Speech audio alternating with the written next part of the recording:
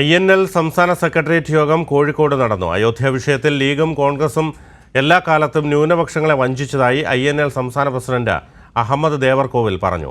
സംസ്ഥാന സെക്രട്ടേറിയറ്റ് യോഗത്തിന് ശേഷം മാധ്യമങ്ങളെ കണ്ട് സംസാരിക്കുകയായിരുന്നു അഹമ്മദ് ദേവർകോവിൽ.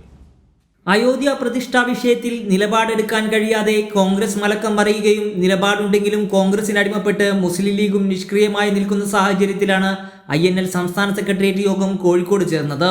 അയോധ്യ വിഷയത്തിൽ ലീഗും കോൺഗ്രസും എല്ലാ കാലത്തും ന്യൂനപക്ഷങ്ങളെ വഞ്ചിച്ചതായും വിഷയത്തിൽ കോൺഗ്രസിന് വ്യക്തമായ നിലപാടെടുക്കാനാകില്ലെന്നും ലീഗ് കോൺഗ്രസിന്റെ നിലപാടിന് അടിമപ്പെട്ടതായും യോഗത്തിന് ശേഷം മാധ്യമങ്ങളെ കണ്ട അഹമ്മദ് ദേവർകോവിൽ പറഞ്ഞു.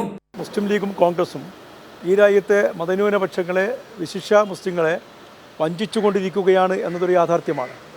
ഏതൊരു രാഷ്ട്രീയ പാർട്ടിക്കും ഒരു നിലപാടുണ്ടാകുക എന്നത് വളരെ പ്രധാനമാണ്.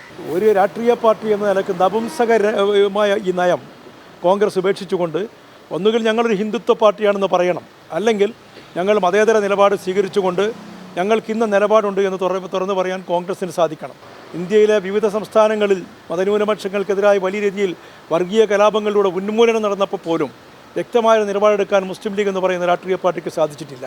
കോൺഗ്രസിലേത് നപുംസക നിലപാടെന്ന് പറഞ്ഞുകൊണ്ടാണ് അഹമ്മദ് ദേവർകോവിൽ ആഞ്ഞടിച്ചത്.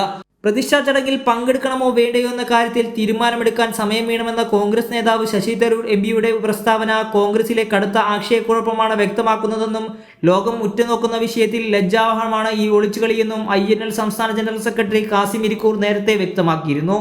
വിഷയത്തിൽ വിശ്വാസികൾക്കൊപ്പമാണെന്നാണ് ലീഗ് നിലപാട്. എന്നാൽ INL രൂപീകരണത്തിന് കാരണമായ ബാബരി മസ്ജിദിന്റെ തകർച്ചയെ തുടർന്നുണ്ടായ സമാന സാഹചര്യം മതേതര ഇന്ത്യയെ മുറിവേൽപ്പിച്ചുകൊണ്ടിരിക്കുമ്പോഴും വിഷയത്തിൽ മലക്കം മറിഞ്ഞു കളിക്കുന്ന കോൺഗ്രസ് നിലപാടിന് അടിമപ്പെട്ടു നിൽക്കുകയാണ് മുസ്ലിം ലീഗ് എന്നാണ് INL നിലപാട്. Siyad M Shamsuddin, Kairali news, Kozhikode.